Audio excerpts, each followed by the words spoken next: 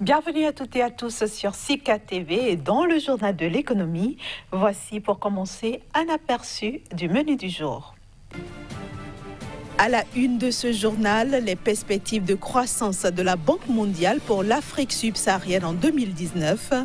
Elle devrait rebondir à 2,8%.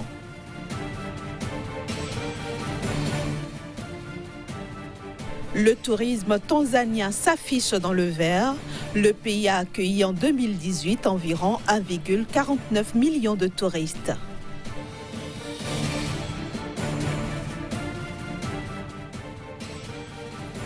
Enfin, nous parlerons de la participation du Togo à la première conférence sur l'investissement dans les zones économiques spéciales tenue à Durban.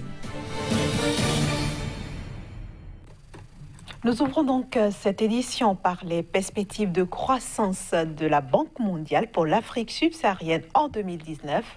Selon cette institution de Bretton Woods, la croissance régionale devrait rebondir à 2,8%, plus lente donc que prévu, après avoir frôlé 4 ans durant la barre des 3%.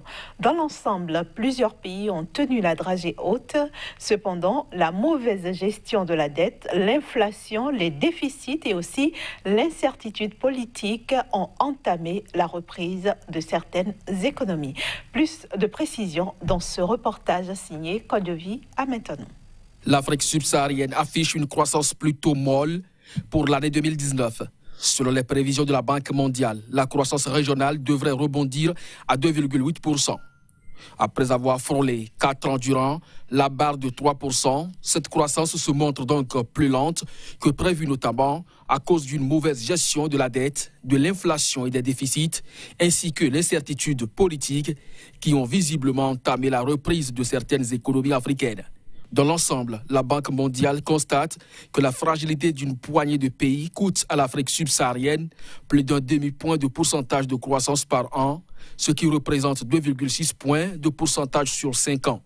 Pourtant, certains pays à faible intensité de ressources comme le Kenya, le Rwanda, l'Ouganda et plusieurs pays de l'UEMOA, dont le Bénin et la Côte d'Ivoire, ou encore le Sénégal, ont tenu la dragée haute. Ces pays ont enregistré une croissance économique solide en 2018 et la dynamique devrait se poursuivre cette année. Parallèlement, d'autres pays à forte intensité de ressources comme la République démocratique du Congo et le Niger ont fait accélérer leur économie. Du côté de la communauté économique et monétaire de l'Afrique centrale CEMAC, la reprise fragile s'est poursuivie alors que les efforts de réforme visant à réduire les déséquilibres budgétaires et extérieurs ont ralenti dans certains pays. En ce qui concerne le Libéria et la Zambie, ils affichent une croissance modérée engluée par une inflation et un niveau de dette élevé. Pour sa part, l'économie nigériane, dont la croissance a atteint 1,9% en 2018 contre 0,8% en 2017, reprend modestement, tandis que celle de l'Afrique du Sud se remet à pas étriquer, des incertitudes politiques ayant plombé son secteur privé. Enfin, l'Angola semble toujours dans les eaux troubles, le pays étant resté en récession avec une croissance en forte baisse et une production pétrolière restée faible. La Tanzanie a accueilli en 2018 environ 1,49 million de visiteurs. Quoique ce chiffre soit très moyen comparé à d'autres destinations du continent africain, il représente une belle performance pour ce pays. D'ailleurs, le gouvernement projette une croissance de 7,3% pour cette année, grâce notamment aux potentialités touristiques du pays et à la stratégie de ciblage de nouveaux marchés émetteurs. Avec près de 1,49 million de visiteurs reçus en 2018 contre 1,33 million en 2017, la Tanzanie confirme une embellie de son tourisme. Les revenus du secteur traduisent une belle performance avec à la clé une hausse de 7,13% l'an dernier. Ainsi, de 2,19 milliards de dollars en 2017, les revenus touristiques de la Tanzanie ont atteint 2,43 milliards de dollars en 2018. Et pour 2019, les autorités du pays tablent sur une hausse des recettes de 7,3% grâce notamment à l'augmentation des arrivées de touristes étrangers. Ces autorités ambitionnent par ailleurs d'attirer désormais au moins 2 millions de visiteurs par an à travers la mise en œuvre de plusieurs stratégies destinées à accroître les performances du secteur touristique. Pour atteindre cet objectif, le pays mise sur ses nombreuses potentialités touristiques, notamment ses paysages sauvages propices au safari, ses plages, sa faune, ses réserves naturelles et son très prestigieux parc du Kilimandjaro. Des sites que les autorités comptent mieux promouvoir à travers des investissements et surtout de nouvelles offres commerciales qui ciblent certains marchés prometteurs comme la Chine. Ainsi donc, près de 10 000 Chinois sont attendus dans le pays selon les termes d'un mémorandum d'accord signé en décembre 2018 entre l'Office du tourisme tanzanien et un groupe chinois. Notons que le tourisme est la première source de devises de la Tanzanie qui a signé plusieurs accords avec les pays voisins ainsi que de grandes destinations mondiales afin de mutualiser les offres et profiter de leur expérience pour développer le secteur. La conférence sur l'investissement dans les zones économiques spéciales qui s'est tenue à Durban, en Afrique du Sud, a vu la participation d'une délégation du Togo. Une délégation conduite par le coordonnateur de la cellule présidentielle de suivi des projets. Le point de cette participation avec notre correspondant à Lomé, Ferdinand Gadé. Une délégation togolaise issue de 2 sociétés d'État, Togo Invest et la société d'administration de la zone franche SAZOF, conduite par le coordonnateur de la cellule présidentielle de suivi des projets, Kanka Malik Nachaba, a participé le 4 avril dernier à la première conférence internationale sur l'investissement dans les zones économiques spéciales à Durban, en Afrique du Sud.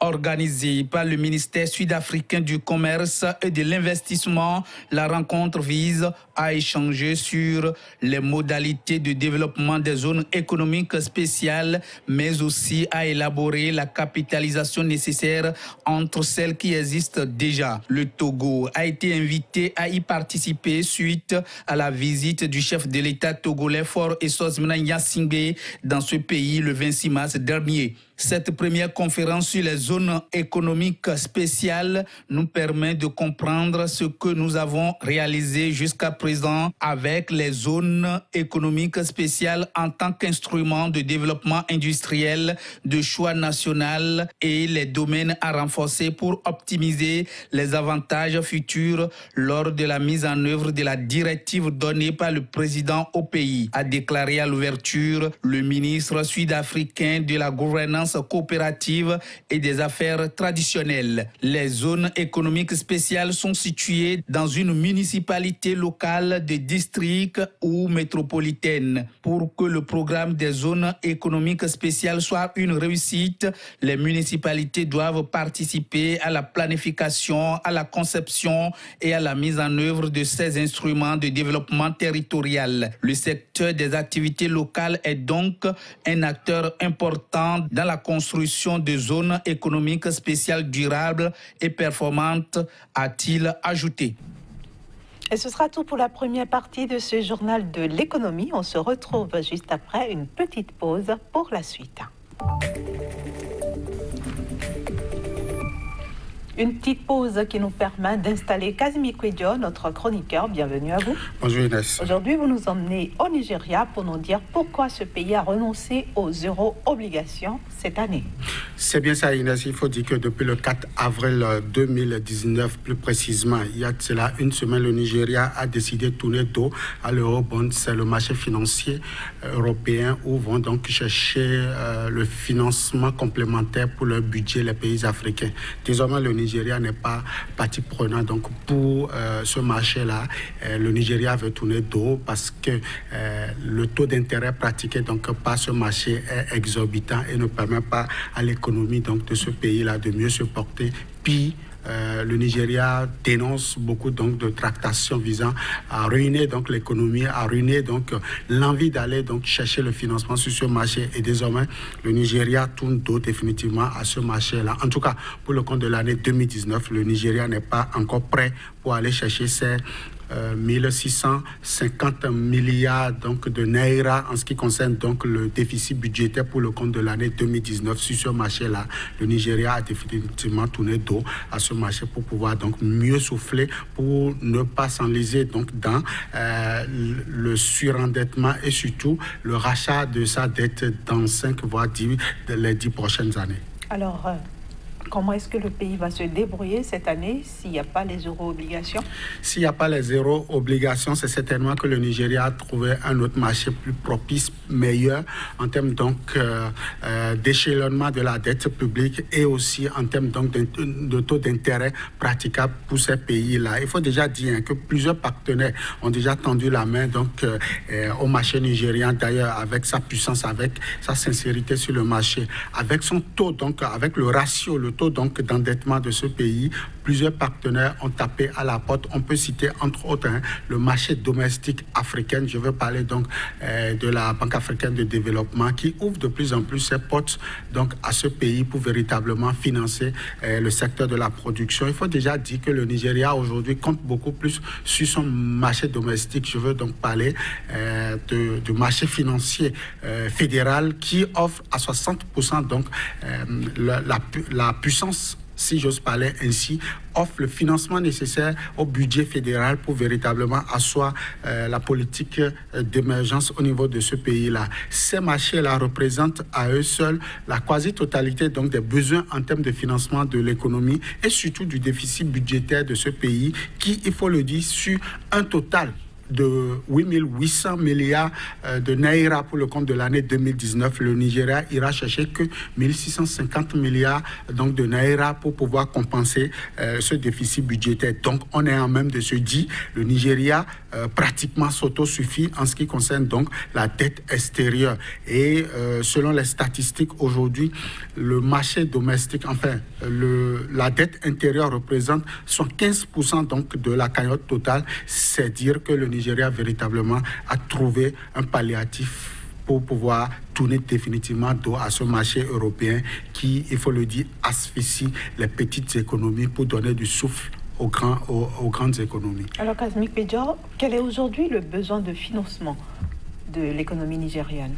Le Nigeria a besoin de beaucoup de financement pour donc relancer son économie, car il faut le dire, on ne cessera jamais de le dire, à 90%, le produit intérieur brut du Nigeria est dépendant du pétrole brut, alors qu'aujourd'hui le pays a besoin d'un souffle nouveau, a besoin de développer le secteur de la production agricole avec ses embranchements tels que la pêche, l'élevage, la production animale et la culture vivrière et la culture bien évidemment de rente. Le Nigeria a besoin d'énormes financements pour pouvoir donc asseoir cette politique-là. Déjà, on annonce au compteur environ 24 800 milliards en termes donc de dettes au niveau donc de ce pays, et les besoins vont au double donc de cette cagnotte financière. Ça veut dire véritablement que le Nigeria a des besoins en ce qui concerne le financement. Et malgré donc ces 24 800 milliards de naira, le Nigeria est seulement au quart donc de sa performance en ce qui concerne le ratio dette publique PIB. Et véritablement, le pays est en train de taper à beaucoup donc d'investisseurs, voilà, pour pouvoir asseoir cette politique de pouvoir relancer son agriculture et pourquoi pas les autres secteurs névralgiques de son économie. En tout cas, le Nigeria, c'est pas une petite machine, c'est un pays qui a besoin de beaucoup de financement, et certainement les années prochaines, les 5 prochaines années pourront nous situer si véritablement ce pays s'autosuffit en ce qui concerne donc la réalisation des infrastructures, ou si ce pays ira sur le marché financier africain pour véritablement asseoir sa politique de dette publique. Merci beaucoup Kazmi Pedja pour votre analyse. On va se donner rendez-vous au prochain rendez-vous du journal de l'économie. Toujours avec le même plaisir. Voilà, chers amis téléspectateurs, vous l'avez compris, c'est bien la fin de ce numéro. Merci de nous avoir reçus chez vous et très bonne suite de programme sur SICA.